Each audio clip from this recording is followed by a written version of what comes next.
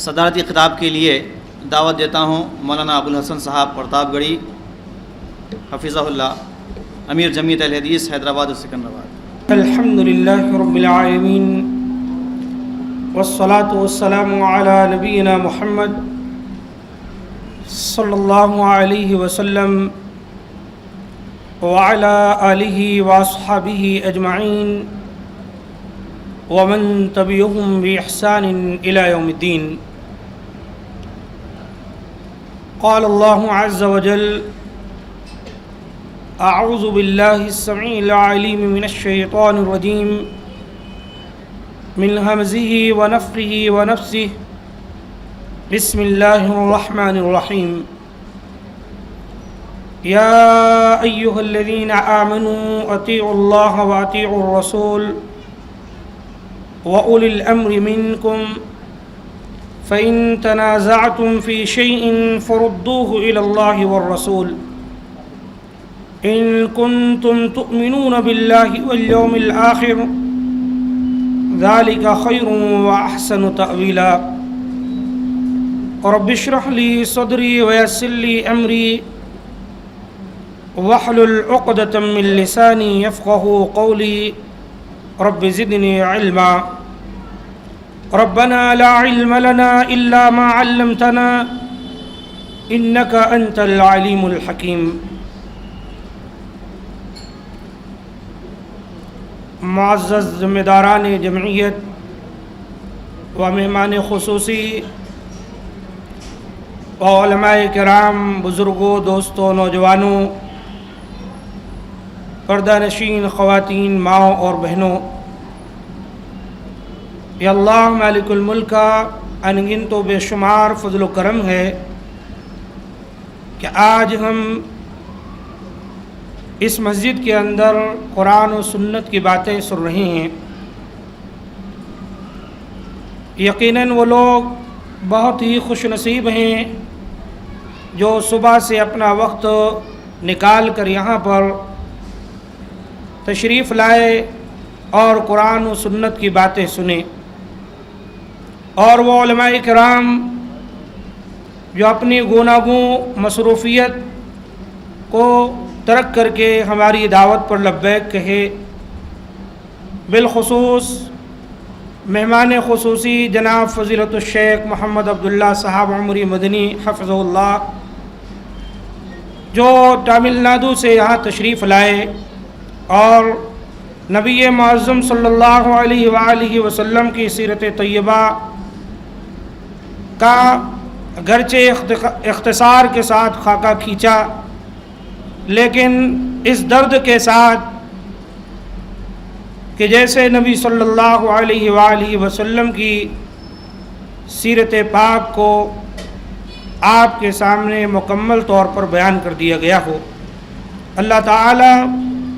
ہمارے ان علماء کرام کے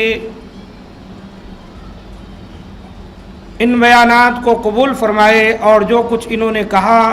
اور ہم نے سنا، اللہ ہم تمام کو اس پر عمل کرنے کی توفیق دے۔ معزز سامعین کرام، جمعیت اہل حدیث حیدرآباد و سکندرآباد الحمدللہ ایک زمانے کے بعد پھر سے قرآن و سنت کے عالم کو بلند کرنے کے لیے اس میدان کے اندر قدم رکھ چکی ہے، اور اللہ کے فضل و کرم سے مساجد کے اندر قال اللہ اور قال الرسول کی صدائیں پھر سے گونج رہی ہیں، اور علماء کرام کے بیانات سے ایک جمع غفیر ہر وعظ و تقریر کے اندر امٹ کر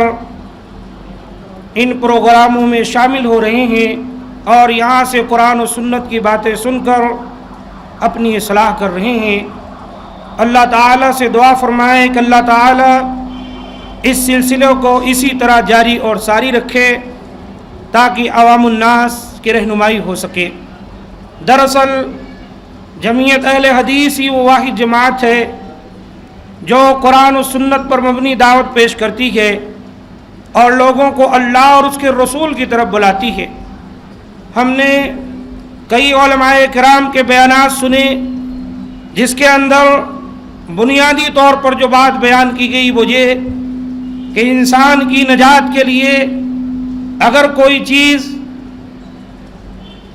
جو اس کو نجات دلا سکتی ہے اور وہ واقعی دنیا اور آخرت کے اندر سرخرو ہو سکتا ہے تو وہ دو ہی چیزیں ہیں، اللہ اور اس کے رسول کی باتیں، اللہ اور اس کے رسول کا طریقہ۔ قرآن حکیم کی جو آیت کریمہ آپ کے سامنے تلاوت کی گئی، اس آیت کریمہ کے اندر اللہ مالک الملک نے ایمان والوں سے خطاب کیا اور ایمان کی کسوٹی پر ہی اللہ تعالیٰ نے بات کو ختم کرتے ہوئے کچھ اصول اور ضوابط مسلمانوں کو بتلائے کہ اگر وہ اس کے مطابق عمل کریں تو دراصل یہی ان کی بہت بڑی کامیابی ہے اور یہی ان کے ایمان پر اور ان کے مومن ہونے پر ایک دلیل ہے۔ ارشاد ہوتا ہے یا ایھا الذین آمنو، اے وہ لوگوں جو ایمان لائے ہو، مرد ہو کہ عورت، اطیعوا اللہ و اطیعوا الرسول، سنو اللہ کی اطاعت کرو، رسول کی اطاعت کرو، وَأُولِي الْأَمْرِ مِنْكُمْ، اور تم میں جو صاحب امر ہیں، تمہارے علماء ہیں، تمہارے رہبر ہیں، تمہارے عمراء ہیں، تمہارے بادشاہ ہیں، تمہارے فقہاء ہیں، جو اللہ اور رسول کی اطاعت کی طرف تمہیں دعوت دیتے ہیں، ان کی باتیں بھی تسلیم کرو۔ لیکن فَإِن تَنَازَعْتُمْ فِي شَيْءٍ، یہ بھی ممکن ہو سکتا ہے کبھی تمہارے درمیان اختلاف ہو جائے، کسی امیر کی بات پر اختلاف ہو جائے، کسی فقیہ کی بات پر اختلاف ہو جائے، کسی بادشاہ اور سلطان کی بات پر اختلاف ہو جائے، کسی بڑے بزرگ اور کسی عالم دین کی بات پر اختلاف ہو جائے، تو سنو فَإِن تَنَازَعْتُمْ فِي شَيْءٍ فَرُدُّوهُ إِلَى اللَّهِ وَالرَّسُولِ، جب تمہارا تنازع باہم ہو جائے تو تم اپنے اس مسئلے کو اللہ اور اس کے رسول کی طرف پلٹاؤ۔ ارشاد ہوتا ہے ان کنتم تؤمنون باللہ والیوم الآخر، اگر واقعی تم اللہ پر اور یوم آخرت پر ایمان رکھتے ہو، یعنی اگر تمہارا ایمان اللہ کی ذات پر ہے، تمہارا ایمان یوم آخرت پر ہے کہ ایک دن تمہیں آخرت میں اللہ کے حضور حاضر ہونا ہے، اللہ تعالیٰ تم سے سوال کرنے والے ہیں، تو تمہارے لیے یہی بہتر ہے کہ اللہ اور رسول کی اطاعت کرو، اور تمہارے عمراء، تمہارے امیر جب تک تمہیں اللہ اور رسول کی دعوت کی طرف بلائیں، اللہ اور رسول کی دعوت دیں، ان کی اطاعت کرو۔ لیکن اگر اختلاف ہو جائے تو اپنے مسئلے کو کوئی بھی ہو اللہ اور اس کے رسول کی طرف پلٹاؤ۔ ذالک خیر واحسن تاویلا، یہ چیز تمہارے لیے بہتر ہے انجام کے لحاظ سے بھی، ہر اعتبار سے کہ تم اللہ اور رسول کی اطاعت میں اپنی زندگی گزارو اور مسائل کے حل کے لیے قرآن و سنت کی طرف رجوع ہو۔ عزیز ساتھیو، یہ قرآن حکیم کی آیت جو فیصلہ کرتی ہے وہ بہت واضح ہے، اور جمعیت اہل حدیث جو ہے اس آیت کریمہ کی کسوٹی پر ہے وہ یہ اللہ اور اس کی رسول کی اطاعت کرتے ہوئے زندگی گزارنی۔ اللہ اور رسول کی طرف کوئی بھی آپ کو دعوت دیتا ہے، میں آپ سے خطاب کر رہا ہوں، ہمارے علماء نے آپ سے خطاب کیا، کوئی ایک عام شخص آپ کو اللہ اور رسول کی باتیں بتلا سکتا ہے، اگر وہ اللہ اور رسول کی بات بتلاتا ہے، بات قرآن سے ثابت کرتا ہے، بات نبی صلی اللہ علیہ وآلہ وسلم کی صحیح سنت سے ثابت کرتا ہے، تو آپ کو اس کے اندر چوں چڑا کرنے کی ضرورت نہیں، بلکہ اسی وقت جو ہے اس کی بات کو تسلیم کر لو۔ دراصل یہ اللہ اور رسول کی بات کو تسلیم کرنا ہوگا۔ بعض لوگوں نے اس آیت کریمہ کے اندر وَأُولُو الْأَمْرِ مِنْكُمْ کا جو معنی انہوں نے لیا ہے وہ یہ گویا ائمہ کرام جو ہیں یا ہمارے بڑے بزرگ جو ہیں ان کی اطاعت کی جائے، ان کی فرما برداری کی جائے۔ حالانکہ اس آیت کریمہ کے اندر ایک بڑا باریک نقطہ ہے، اگر ہم غور سے کام لیں تو وہ نقطہ ہماری سمجھ میں آ سکتا ہے اور یہ بات واضح ہو سکتی ہے کہ اطاعت جو ہے یہ اللہ اور اس کے رسول کی ہوگی، اطاعت جو ہے یہ کسی اور شخص کی نہیں ہوتی ہے۔ وہ یہ آپ غور کریں، اللہ تعالیٰ نے فرمایا یا ایھا الذین آمنوا अतीउल्लाह व अतीउर रसूल, اے ایمان والو اللہ کی اطاعت کرو، رسول کی اطاعت کرو۔ وَأُولِي الْأَمْرِ مِنْكُمْ فرمایا، یہ نہیں کہا وَأَطِيعُوا أُولِي الْأَمْرِ، یعنی تم میں جو صاحب امر ہیں، جو تمہیں دین کی باتیں بتلاتے ہیں، تم ان کی اطاعت کرو۔ انہوں نے یہ نہیں کہا، اللہ تعالیٰ نے یہ نہیں فرمایا، بلکہ اللہ تعالیٰ نے فرمایا تم، جس کے معنی ہوگے اپنے عمراء یا اپنے علماء کی باتیں مانو جو اللہ اور رسول کی اطاعت کی طرف تمہیں بلاتے۔ اور اگر بات نہ سمجھ میں آئے تو باقی جو بات ہے وہ قرآن کریم کے اس دوسرے حصے کے اندر موجود ہے، اس آیت کریمہ کے، وہ یہ ہے فَإِن تَنَازَعْتُمْ فِي شَيْءٍ، اگر تم میں اختلاف ہو جائے کسی چیز کے بارے میں، اختلاف ہے، آج کوئی کہتا ہے عید میلاد النبی منانا چاہیے اور اس کے لیے بڑے بڑے انتظامات ہوتے ہیں، اور کچھ کہتے ہیں عید میلاد النبی کی شرعی کوئی حیثیت نہیں۔ اب دیکھنا یہ ہے، یہ اختلاف ہے، آیا کس کی بات درست ہے، ہم کس کی بات کو تسلیم کریں، کس کی بات کو ترک کر دیں۔ قرآن مجید نے ہمیں جو طریقہ سکھلایا، ہمیں قرآن مجید نے جو درس دیا وہ یہ کہ اگر اختلاف ہے، ایک گروہ کہتا ہے عید میلاد النبی منانی ہے، ایک گروہ کہتا ہے عید میلاد النبی کی کوئی شرعی حیثیت نہیں، ہم کو چاہیے اس آیت کریمہ کے روح سے فردوہ الی اللہ والرسول، اپنے مسئلے کو اللہ اور رسول کی طرف لے آؤ۔ یہاں اس نقطے کے اندر غور کریں، اللہ نے جب لوٹنے کا حکم دیا اختلاف میں تو یہ نہیں کہا فردوہ الی اللہ والرسول وإلی اولی الامر، یہ نہیں کہا تم اپنے مسئلے کو اللہ کی طرف، رسول کی طرف اور اپنے بزرگوں کی طرف، اپنے امیروں کی طرف، اپنے اماموں کی طرف لوٹاؤ، بلکہ کہا اختلاف کے صورت میں تم اپنی بات کو، اپنے اس مسئلے کو اللہ اور رسول کی طرف لوٹاؤ گے، جو یہ نقطہ بھی واضح کرتا ہے کہ اللہ اور رسول کی اطاعت فرض ہے۔ اللہ اور رسول کی اطاعت کی طرف اگر کوئی دعوت دیتا ہے اس کی بات کو تسلیم کیا جائے گا۔ اللہ اور رسول کی اطاعت سے اگر پرے کوئی دعوت دیتا ہے، اللہ اور رسول کی دعوت سے ہٹ کر کوئی اپنے طریقے کی طرف بلاتا ہے، کوئی اپنے مذہب کی طرف بلاتا ہے، کوئی اپنے مسلک کی طرف بلاتا ہے، کوئی دعوت کی بنیاد اس نے رکھ چھوڑی ہے تو اس کی بات کی طرف ہم کوئی التفات نہیں کریں۔ یہی ہے مسلک اہل حدیث، اور اسی پر ہم گامزن، اسی پر اسلاف امت کا عمل رہا، اسی پر انہوں نے اپنی زندگیاں گزاری، اسی کے لیے انہوں نے بڑی بڑی قربانیاں دیں۔ یہ وہ چیز ہے کہ جس میں الحمدللہ جمعیت اہل حدیث کا ایک بچہ بھی کبھی کسی غیر سے اس بات پر اتفاق نہیں کر سکتا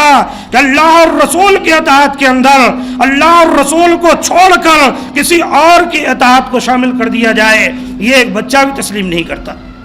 اگر عملی طور پر اس کے اندر کوتاہی ہے، جمعیت اہل حدیث کا کوئی فرد عملی طور پر کوتاہ ہے، عمل میں اس کے کوئی کمی ہے، لیکن عقیدہ جو اس کا ہے وہ بالکل راسخ ہے کہ اللہ اور رسول کے اطاعت کے اندر کسی تیسرے کو شامل نہیں کیا جا سکتا، یہ ایمان کی کسوٹی۔ لیکن آج یہ درس ہم بھول چکے، آج یہ تعلیمات ہمارے نگاہوں سے اوجھل ہو چکی ہیں۔ آج ہم بہت سارے ایسے لوگ ہیں جو کہتے ہیں کیا ضرورت ہے ہم کو اہل حدیث لقب لگانے کی، کیا ضرورت ہے ہم کو سلفی بننے کی، بس اللہ اور رسول کی باتیں بیان کرتے چلے جاؤ، ہم مسلمان ہیں۔ تو عزیز ساتھیوں، میں یہ کہنا چاہتا ہوں کہ اس دنیا کے اندر جتنے لوگ بھی اللہ کو جانتے ہیں وہ سب اپنے آپ کو مسلمان ہی کہتے ہیں۔ ایک شیعہ بھی جو ہے، جیسا کہ ابھی ہم سے قبل ہمارے ایک ساتھی نے بڑے ہی جو ہے بادلیل انداز سے ثابت کیا کہ شیعہ جو ہے اس کے عقائد کے اندر ایسے فطور پائے جاتے ہیں کہ مسلمان کا اطلاق کبھی اس پر نہیں ہو سکتا، وہ بھی اپنے آپ کو مسلمان کہتا ہے، شیعہ مسلمان۔ اور وہ لوگ جو صریح طور پر اللہ کے رسول صلی اللہ علیہ وآلہ وسلم کی مخالفت کرتے ہیں، اللہ کو چھوڑ کر غیروں کے نام پر سجدے کرتے ہیں، غیروں کے نام پر رکوع کرتے ہیں، غیروں کے نام پر قربانیاں دیتے ہیں، غیروں کے نام پر نظریں چڑھاتے ہیں، غیروں کے نام کی نیازیں کرتے ہیں، غیروں سے جو ہے دعائیں کرتے ہیں، غیروں سے فریادیں کرتے ہیں، غیروں سے مدد طلب کرتے ہیں، آج یہ قبوری، آج یہ دین اسلام سے ہٹنے والے لوگ بھی اپنے آپ کو مسلمان کہتے ہیں، تو اس صورت میں مسلمانوں میں کون سے مسلمان وہ ہیں جو نجات پانے والے ہیں؟ تو یاد رکھیں وہ مسلمان ہیں جو قرآن و سنت کے مطابق اپنی زندگی گزارتے، اور اسی کا نام کیا ہے؟ جیسے ابھی ہمارے بزرگ نے یہ بات آپ کے سامنے رکھی، قرآن و حدیث یہ دراصل اللہ اور اس کے رسول کی باتوں کا نام ہے۔ قرآن کو بھی حدیث کہتے، اللہ کے رسول کی بات کو بھی حدیث کہتے، جس کی تفصیل کا وقت نہیں۔ اور یہ جماعت کی ابتدا جیسا کہ آپ نے کہا، جس وقت حضرت جبریل امین اقرا بسم ربک الذی خلق کی آیت نبی صلی اللہ علیہ وسلم کو سکھلاتے ہیں اور یہ آیت نازل ہوتی ہے، اس وقت سے جتنے لوگ نبی صلی اللہ علیہ وسلم کے پیروکار ہیں، یہ اہل حدیث ہیں، یہی لوگ سلفی العقیدہ ہیں، یہی قرآن و سنت پر عمل کرنے والے، اور اس کے سوا کسی کی بات کا کوئی وزن نہیں۔ آج ایک بہت بڑی بات ہے، امیر کے سلسلے میں بڑی کوتاہی ہے، وہ یہ کہ اس آیت کریمہ سے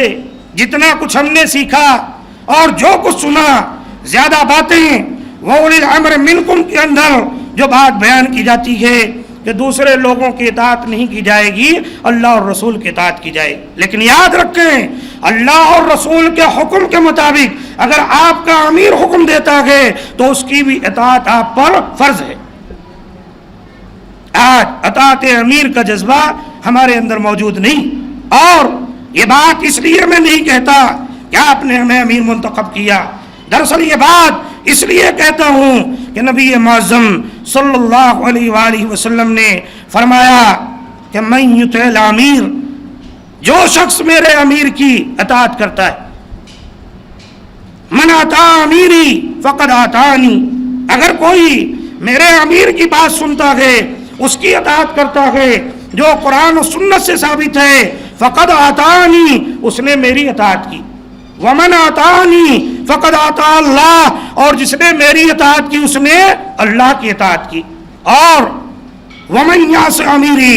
اور کوئی میری امیر کی اگر بات کو ترک کرتا ہے، میرے امیر کی بات کو رد کرتا ہے جو قرآن و سنت سے ثابت ہے، وہ دراصل میری نافرمانی کرتا ہے، اور جو میری نافرمانی کرتا ہے وہ دراصل اللہ تعالیٰ کی نافرمانی کرتا ہے۔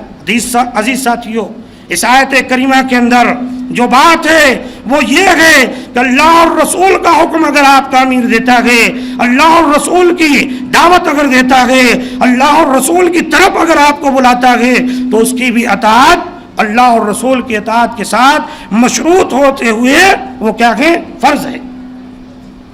اکثر لوگ اس سلسلے کے اندر بڑی کوتاہی کرتے، اور جمعیت اہل حدیث جن کا عقیدہ قرآن و سنت، جن کی بنیاد قرآن و سنت، آج یہ السمع والطاعہ کا جو جذبہ ہے یہ ان کے دلوں سے نکل چکا ہے۔ کوئی زمانہ تھا اگر امیر آ جاتا تھا تو لوگ اس کو پالکی پر لے کر گھوما کرتے تھے، اگر امیر آ جایا کرتا تھا تو ان کے یہاں کا مہمان ہوتا تھا، لوگ اس کے کپڑے دھویا کرتے تھے، لوگ اس کو نہلایا کرتے تھے، اس کے جسم پر صابن لگا کر اس کے میل کچیل صاف کیا کرتے تھے۔ اور یہ بات کہیں غیر کی نہیں، بلکہ اسی شہر حیدرآباد کے اندر بعض لوگوں نے بتایا، مولانا داؤد راز جب آیا کرتے تھے یہاں پر تو کچھ ایسے لوگ بتائے کہ مولانا ان کا کپڑا صاف کیا کرتے تھے، ان کو بالٹی بھر کر نہلایا کرتے تھے، اور خوشی محسوس کرتے تھے کہ ہم نے اپنے علماء کی عزت کی ہے۔ اور اسی طریقے سے نبی معظم صلی اللہ علیہ وآلہ وسلم نے جو پیغام اپنی امت کے لیے چھوڑا اس میں بھی یہ بات تھی۔ آپ صلی اللہ علیہ وآلہ وسلم کا ایک خطبہ ہمارے پیش نظر رہے، حضرت عباد بن ساریہ رضی اللہ تعالیٰ عنہ فرماتے ہیں، صلی بنا رسول اللہ صلی اللہ علیہ وسلم ذات یوم، ایک دن کی بات ہے کہ اللہ کے رسول نے ہمیں نماز پڑھائی. ثم اقبل علینا،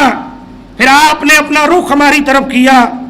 فوعظنا موعظۃ بلیغہ، پھر آپ نے ہمیں ایک نہایت ہی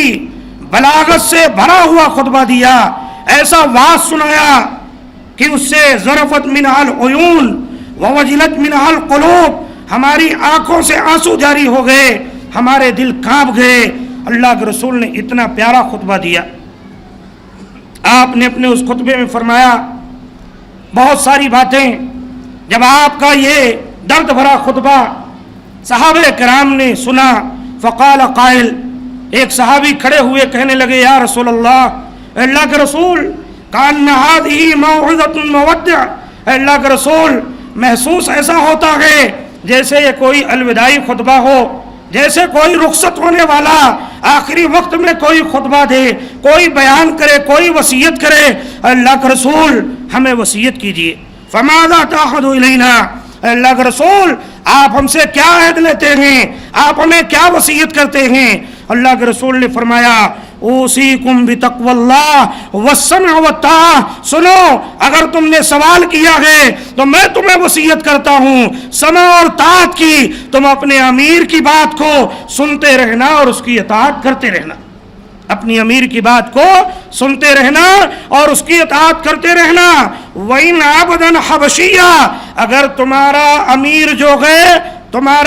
جو ہے کوئی حبشی غلام بھی بنا دیا جائے، بعض حدیثوں میں گئے اگر اس کا سر جو ہے انگور کے دانے کے برابر ہو اور اس کی ناک بھی کٹی ہوئی ہو، وہ عیب دار بھی ہو، اگر وہ تمہارا امیر بنا دیا گیا ہے تو جب تک تمہیں قرآن و سنت کی دعوت دیتا ہے تم اس کی بات کو سنتے رہنا اور اطاعت کرتے رہنا. اللہ کے رسول نے یہ حکم دیا. آج اس سلسلے میں کتنی کوتاہی. آج جمعیت اہل حدیث کہ جو افراد ہیں ان کے اندر امیر کی کوئی حیثیت نہیں، ان کے اندر امیر کی کوئی حیثیت نہیں. ہوگا کوئی ہوگا، حالانکہ سچ یہ ہے ایک کام آپ کرتے ہیں اللہ اور رسول نے حکم دیا ہے، اگر آپ کا امیر آپ کو حکم دے وہی کام کرو اللہ اور رسول کے اطاعت کے مطابق. اگر آپ نے اپنے امیر کی بات کو سن لیا تو آپ کو اجر جو ہے اس کے اندر زیادہ ملے گا. ایک تو یہ اپنے امیر کی بات کی اطاعت کرنے کا، دوسرے جو اس کا اجر ہے اللہ اور رسول نے جو اس کی فضیلت بیان کی ہے. عزیز ساتھیو، اللہ کے رسول صلی اللہ علیہ وسلم نے خطبہ دیا تو فرمایا اگر تمہارا امیر کون ہو، ایک حبشی غلام بھی ہو تو اس کی سماعت اور اطاعت یعنی اس کی بات کو سننا اور اس پر عمل کرنا یہ تم پر لازم ہے. پھر آپ نے فرمایا فَإِنَّهُ مَن يَعِشْ مِنْكُمْ بَعْدِي فَسَيَرَى اخْتِلَافًا كَثِيرًا، اے لوگوں میرے بعد تم میں سے جو زندہ رہے گا وہ بہت سارے اختلاف دیکھے گا، بہت سے اختلافات پیدا ہو جائیں گے. اللہ کے رسول صلی اللہ علیہ وسلم نے پھر اس اختلاف سے بچنے کے لیے اپنی امت کو خبردار کیا. کہا اس اختلاف کے دور کے اندر جب اختلاف بہت ہوں گے تمہاری رہنمائی کوئی چیز وہاں کر سکتی ہے تو آپ نے فرمایا فَعَلَيْكُمْ بِسُنَّتِي وَسُنَّةَ الْخُلَفَاءِ الرَّاشِدِينَ الْمَهْدِيِّينَ، دیکھو تم میری سنت کو مضبوطی کے ساتھ پکڑ لینا اور میرے خلفائے راشدین جو ہدایت یافتہ ہیں ان کے طریقے کو لازم پکڑ لینا. تمسکو بہا، دیکھو تم اس کو مضبوطی کے ساتھ پکڑ لینا